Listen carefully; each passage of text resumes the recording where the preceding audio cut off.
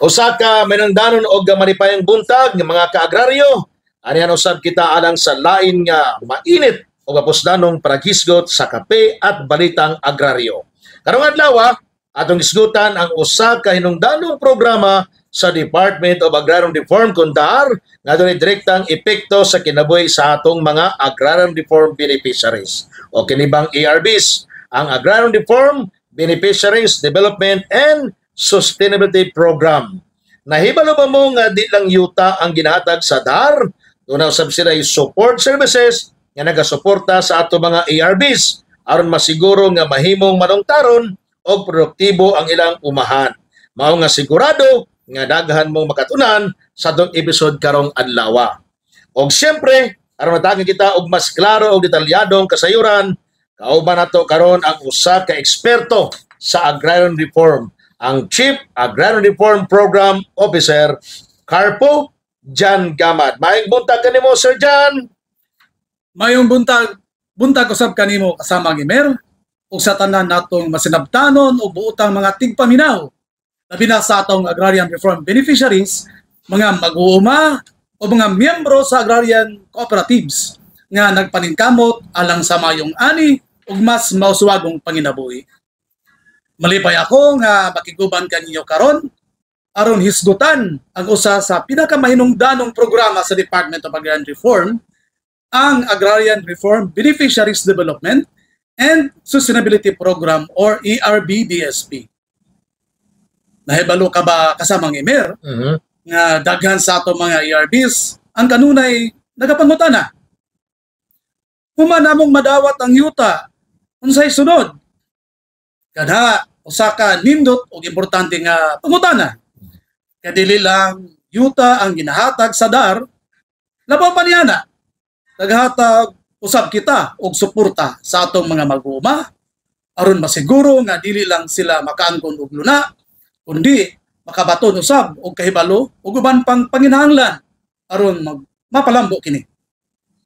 Sakop sa ARB-DSP ang mga pagsanay o pagtuon, agrikultural nga suporta, pagbaligon sa mga kooperatiba, uban pang serbisyo nga makatabang sa atong ARBs aron sila mahimong malungtaron ug malambuon sa ilang pagpanguma. Busa sa atong mga kaagraryo, mga ARBs, mga leaders sa agrarian reform cooperatives ug tanan natong mag-uma nga naminaw karon, andam na ba mo sa dugang kasayuran kung unsaon nato nga moasenso ang atong panginabuhi. Dali na atong hisgutan kini sa mas lawom nga detalye. Pabilin lang mga kaagraryo ug ayaw og hawa sa pagpaminaw kay daghan pang mga oportunidad nga nagpaabot alang kaninyo. Okay, tinuod na Sir Carpo. Di lang kini bahin sa paghatag og yuta sa ato mga mag-uuma, gusto sab nato nga siguraduhon nga dunay igo nga suporta aron mosaka ang ilang panginabuhi. Insakto kasamang Imer. Dili lang kini basta pagbahin-bahin sa yuta. Gusto nato nga ang atong ARBs dili lang makapanguma kundi mo taas ang ilang ani o kita. Dinhi mosulod ang ARB-DSP ug uban pang support services sa DAR parang usa ka all-in-one package alang sa atong mga mag-uuma. Dili nato sila pasagdan, tabangan nato sila nga mahimong produktibo ug malampuson sa paggamit sa ilang nakuha nga yuta. Sakto gani Sir Carpo. Kay kung yuta lang ang ihatag pero walay suporta, murag naghatag lang taog sakyanan nga way gasolina. Dili mulihok. Busa kinahanglan hatagan nato sila og tukma nga gamit, kahibalo og puhunan aron di lang sila makatanom kundi makauswag og mahimong manambuon sa agrikultura. Insakto kasamang Imer. Mao kini ang tumong sa ARB-DSP. Usa ka komprehensibong programa nga naghatag dili lang og training kundi apil na ang mga financial assistance ug uban pang suporta alang sa atong mga ARBs. Murag usa kini ka winning team. Adunay coach, strategy ug resources aron masiguro nga dili lang sila makasugod kundi magpadayon nga mulambo. Di lang kini simpleng suporta Sir Carpo kundi usa ka dugay nga solusyon alang sa mas maayong kinabuhi sa ato mga mag-uuma. Mao gyud busa kinahanglan gamiton sa hustong paagi sa atong ERBs ang mga benepisyo nga ilang nadawat. Ang gobyerno aniya aron mohatag og tabang apanaw sa atong mga benepisyaryo kung unsaon nila kini pagpalambo para sa ilang kaugalingong kalapusan. Tinuod ka diha, Sir Carpo, busa sa tanang ARBs, ayaw saya nga ang mga programa sa DAR, di lang kini bahin sa yuta ha, kundi bahin kini sa mas hayag nga kaugmaon alang sa inyong pamilya o komunidad. Sir Carpo dyan, alang sa ato mga tigmaminaw, mahimo ba nimong ipasabot kung unsa ang ERBDSP? Unsa ang tumong sa mga programa sa itong mga mag-uma? Nindot kayo na nga pangutana kasamang Emir. Nahibalo ka, daghan nga nagaingon nga ang reformang agraryo, kay bahin lang sa pag-apod-apod og yuta para sa mga benepisyaryo. Apan ang tinuod, dili ra diha kutob ang misyon sa DAR. Dinhi mosunod ang Agrarian Reform Beneficiaries Development and Sustainability Program. Usa ka programa nga nagsiguro nga dili lang yuta ang madawat sa atong mga agrarian reform beneficiaries, kundi kaya usab nilang mapalambo kini. Ayaw ka balaka, kaya kini libre. Human madawat sa atong ERB sa ilang yuta, ihatagan sila og training, livelihood assistance, ug access to credit ug market linkages. Unsa may tumong sa programa? Aron dili sila basta mag-uma, kundi mahimong agraryong negosyante nga dunay igo nga kahibalo ug suporta aron mapadako ang ilang ani ug kita. Busa dili lang kini bahin sa paghatag og yuta kasamang Imer, bahin kini sa mas produktibo ug malambuong agrikultura alang sa atong ERBs ug ilang pamilya. Wow, Carpo dyan, nindot kayo ang mga programa, nagpasabot kini nga di lang, ani ang yuta mo, bahala na ka diha. Ang buhaton sa DAR, aduna gyud di suporta, mga gamitan og training aron masiguro nga di lang sila magpabiling mag-uuma, kundi mahimong mas malambuon o produktibong agraryong negosyante. Sakto gyud kasamang Imer. Dili kini one time lang. Dili lang ta naghatag og yuta unya tapos na ang tanan. Padayon ang maong programa aron masiguro nga ang mga agrarian enterprises o mga negosyo sa atong ERBs dili lang mabuhi kundi mulambo og musaka. Dunay mga training sa modernong pamaagi sa pagpanguma, financial assistance o market linkages aron masiguro nga dunay tukma o gustong merkado para sa ilang mga produkto. Sa pinakasayon nga pagkasulti, dili nato sila biyaan sa ere. Hatagan sila og suporta, sukad sa pagsugod, hangtod makabot nila ang ilang tibuok potensyal sa ilang yuta. Kaya ang tinuod nga reformang agraryo, dili lang bahin sa yuta, bahin kini sa masaganang ani, lig-on nga kita, ug mas hayag nga kaugmaon. Carpo dyan, inyong naisgutan nga dunay nagkalaing klase sa suporta alang sa ato mga ERBs. Mahimo ba nato kining isgutan og mas detalyado aron masabtan sa ato mga tigbaminaw kung giunsa sa DAR ang ilang tabang kanila? Siyempre, kasamang Imer, daghan nga nagtuo nga kung naa na ang yuta sa usa ka ERB, okay na. Pero dili lang ana kasayon. Mao nga aniya ang nagkalain-laing suporta nga gihatag sa DAR aron dili lang sila makasugod kundi makamugna ug mas malungtarong paginabuhi ug kalambuan. Aniya ang pipila ka kaimportanteng mga programa. Ang una mo ni agricultural production and livelihood support. Unsa may gamit sa yuta kung walay tanom, di ba? Mao nga naghatag ang DAR og farm inputs sama sa bini, abono ug farm equipment aron matabangan ang atong mga ERBs nga mapadakaw ang ilang ani. Mura kini og starter pack para sa mas produktibong pagpanguma. Ikaduha, kining infrastructure support. Lisod ibaligya ang produkto kung dili accessible ang dalan. Mao nga usa sa mga ginatukod o ginahimo sa DAR mo ang farm to market roads, irrigation facilities o post-harvest facilities. Ang tumong mas epesyenteng produksyon, mas paspas nga pagpaabot sa merkado ug mas dako nga kita sa atong mga agrarian reform beneficiaries. Nausab kita ginatawag og credit and financial assistance. Kahibalota nga dako ang kinahanglan nga kapital sa pagpanguma. Maayo na lang ang DAR adunay partnership sa Land Bank ug uban pang financial na institutions aron mapadali ug mapaduol ang pag-utang ug uban pang financial support sa mga agrarian reform beneficiaries. Capacity development training. Dili lang yuta o kapital ang importante kundi ang kahibalo usab. Mao nga naghatag ang DAR og training sa modern farming techniques, entrepreneurship o cooperative management aron mas mapahimusla ng atong ERBs ang ilang yuta ug mahimong lig-on ang ilang organisasyon aron mapalambo ang ilang negosyo. Og naabot tayo ginatawag og linkages and market support. Unsa may gamit sa masaganang ani kung walay mo palit. Mao nga tabangan sa DAR ang atong ERBs nga makakonekta sa mas dakong merkado. Mga agribusiness ventures ug uban pang mga marketing assistance nga mga programa. Dili na sila kinahanglan moagi sa mga negosyante o mga traders nga mopalit sa barato nga presyo.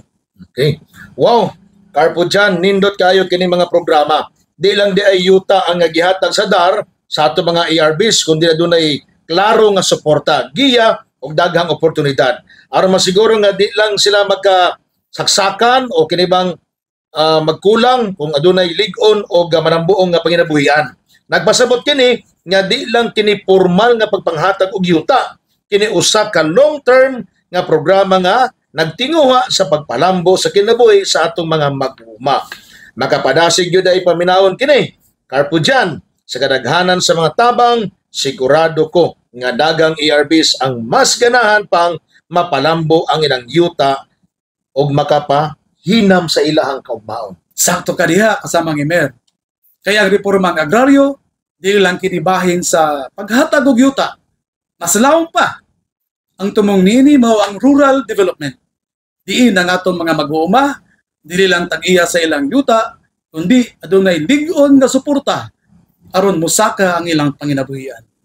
Gusto nato silang makita nga nag-uswag, nagnegosyo, ug mahimong inspirasyon sa uban. Carpo dyan, sigurado ko nga daghan sa ato mga tigpaminaw ang ganahang mahibalo kung unsaon nila pagkuha sa mga benepisyo gikan sa mga programa nga imong naisgutan.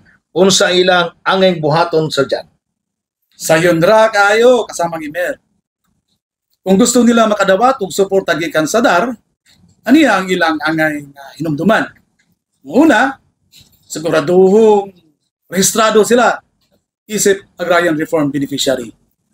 Kung wala pa sila sa listahan sa DAR, isip Agrarian Reform Beneficiary, kinahanglan nila mupasa sa saktong mga dokumento aron maapil sa programa. Pagiguban sa pinakaduol nga DAR office. Kung maadto sila sa provincial or municipal DAR office, mahibalaan nila kung unsa mga programa ang available sa ilang lugar. Pasin adunay libreng binhi, abono, makinarya o training nga ilang pahimuslan. Dapat mag-appeal sila sa mga kooperatiba o ERB organizations. Mas dali ang pagkuha sa suporta kung kabahin sila sa grupo. Inumdumi, mas kusog ang tingog kung magtinabangay. O kinahanglan po nga mo-appeal sila sa training o seminar sa DAR. Dili lang sila makakaton, kundi maghatag pa kini og mas daghang oportunidad para sa kanila. Ingon pa sa pantultion kung adunay kahibalo, adunay kaugmaon. Busa pa nga sa atong mga ERBs, ayaw kamo pagduha-duha sa pagduol sa DAR. Aniya kami aron motabang. Aba, sayon na yun di ay. Busa sa atong mga tigpaminaw, ayaw na paglangan. Kung adunay oportunidad, adto na. Ganahan ba mo og libreng training, makinarya, suporta alang sa inyong sakahan, ayaw palampasa ang mga programa nga gihatag sa DAR. So siha kung apil mo sa listahan sa ERBs, magig-uban sa pinakaduol nga DAR office og moapil sa mga kooperatiba aron masayon ang pagkuha sa tabang. Ang DAR na mismo ang nagpalapad sa ilang tabang, busa ayaw na kamo kaulaw sa pagduol usab ngadto kanila. Carpo dyan, daghang salamat sa imong oras o sa paghatag o kasayuran sa atong mga ERBs bahin sa ARBDSP o Bampang Support Services sa DAR. Sa di pa kita mo pa napo sa atong programa, unsa imo ang gustong ipatod nga mensahe sa atong mga nating mga mag-uuma? Sa atong mga agrarian reform beneficiaries, Inumdumin ninyo nga ang pag-angkon og yuta dili lang usa kay yano nga pagpanag-iya. Ang yuta usa kini kabahandi. Ug ato kining atimanon og palambuon. Sigurado nga moani kita og maayong kaugmaon. Apan dili lang igo nga naa kayuta, kinahanglan nato kini gamiton sa hustong paagi ug adunay saktong kahibalo. Mao nga padayon nga makiguban sa DAR aron mahibal-an ang mga programa na makapadali sa inyong pag-usol. Adunay mga farm machineries, abono ug uban pang suporta nga inyong mapahimuslan. Ayaw kalimti nga moapil sa mga kooperatiba o ERB organizations. Pag-asenso kung adunay kauban sa pagpaningkamot. Labaw sa tanan, ayaw kahadlok mo sulay sa bagong teknolohiya sa agrikultura. Nagapadayon ang pagbago sa kalibutan. Busa, kinahanglan makasabay kita aron labi pa natong mapuslan ang atong yuta. Pinaagi sa mga training o seminar nga gihatag sa DAR, mas mahimong epektibo o produktibo ang atong pagpangumanga. Busa mga kaigsuunan, patimanon o palambuon nato ang yuta. Ayaw kahadlok mangandoy og mas hayag na kaugmaon para sa inyong pamilya. Aniya ang DAR aron modala og suporta ug mugiya sa mataglakang sa inyong pag-uswag. Magubanta nga ipadayon ang reformang agraryo kay sa agrikultura adunay kalambuan. Sakto ka na, Sir Carpo dyan, mga kaigsunan. Inamdamin ninyo ang DAR mao'y buhatag sa suporta apan kamo ang bida sa inyong kaugalingong kalampusan.